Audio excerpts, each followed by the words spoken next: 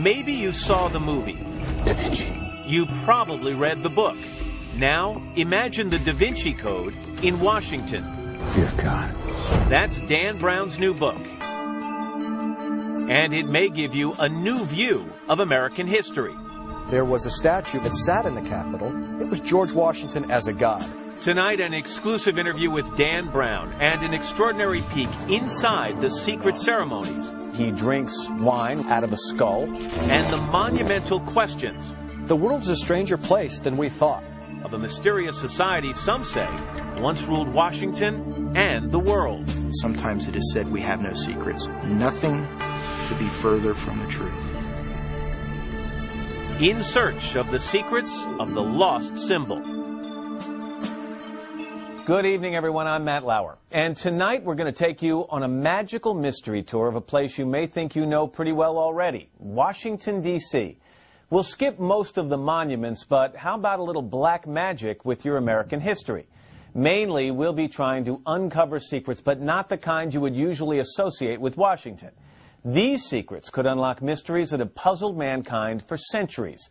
And they're at the center of Dan Brown's new book, The Lost Symbol. Imagine the scene, a mysterious temple.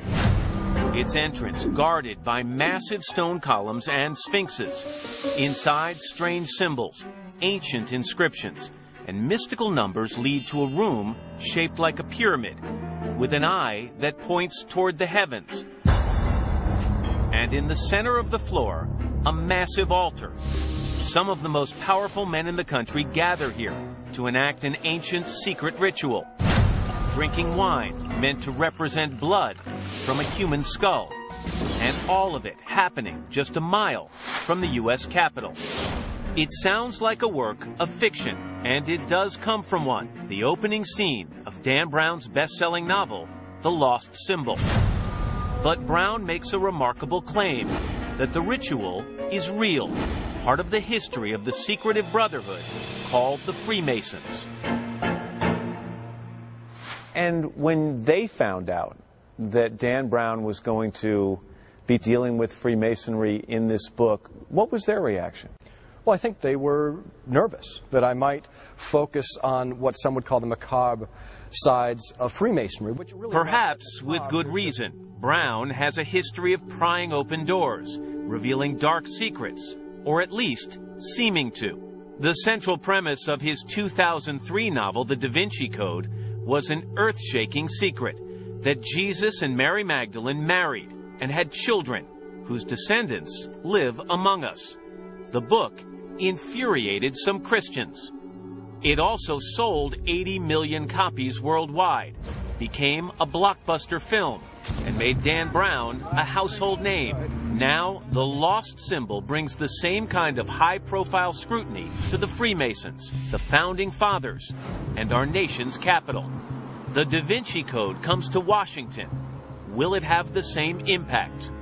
There's some very potent philosophical material and an absolutely astonishing science that on some level I'm hoping will spark just as much debate. How much debate? Consider this. America wasn't founded a Christian country. It became a Christian country. Or this. The human mind really does have the ability to affect matter.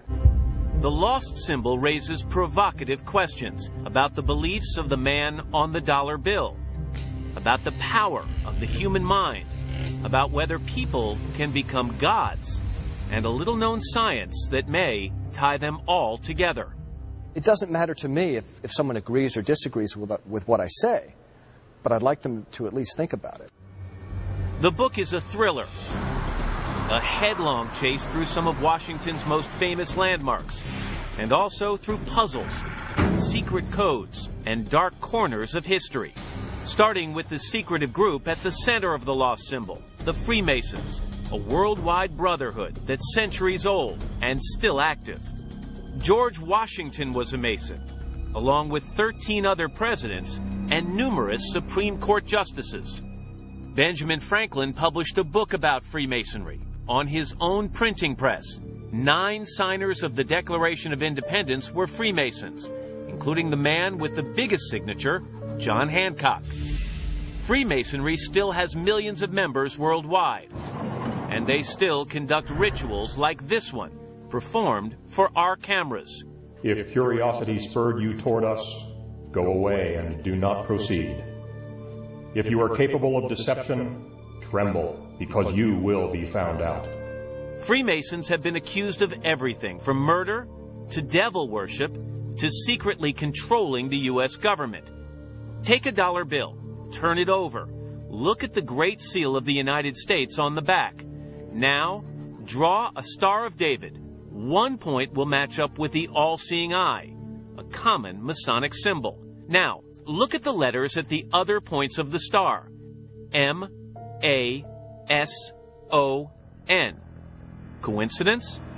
Freemasons have been accused of being involved in some rather strange conspiracies. Isn't a lot of that the result of the fact that you had powerful men, in this case, meeting behind closed doors and not discussing what they were doing? Of course. I mean, anytime you have powerful people who aren't telling you what they're doing, you're going to assume the worst. In Brown's book, the Freemasons are infiltrated by a man who believes they hold a great secret to mystical power. He's a larger-than-life villain named Moloch, whose entire body is covered with tattoos of occult symbols. And there's an animal quality about him. He has feather tattoos on his legs. He's got giant double-headed phoenix on his chest. He saves 1 square inch of his flesh, yes, for something that he is coveting. What is that? That is the lost word, the last piece of the puzzle. This word that, at least in his twisted mind, will be the coup d'etat, the cherry on top of the sundae that will be his transformation, that will give him power. Moloch thinks the Mason's secret word will make him an all-powerful agent of evil, and he thinks that he can bring down the government with proof that some of its highest-ranking officials are Freemasons. The man who must prevent all that from happening is, of course, Harvard professor Robert Langdon, the hero of the Da Vinci Code. Symbols are a language that can help us understand our past. Played by Tom Hanks in the movies. Langdon must find the lost symbol before Moloch does, in order to save an old friend and possibly the world from Moloch's evil scheme. Tonight we'll hear from Dan Brown about the mysteries of Freemasonry, and from the Freemasons themselves about the secrets they've kept for centuries. We'll take a tour of Washington, D.C. unlike any you've taken before, uncovering secret places with Dan Brown as our guide. And we'll go to the fringes of science and the depths of prehistory in search of what Brown calls the true meaning of his latest book, and why, he says, it actually changed his beliefs. I spent a lot of time researching and really had to get to the point where I realized, you know what? The world's a stranger place than we thought. Want proof? He drinks wine out of a skull. How much of that is fact and how much of that is fiction? When Secrets of the Lost Symbol continues.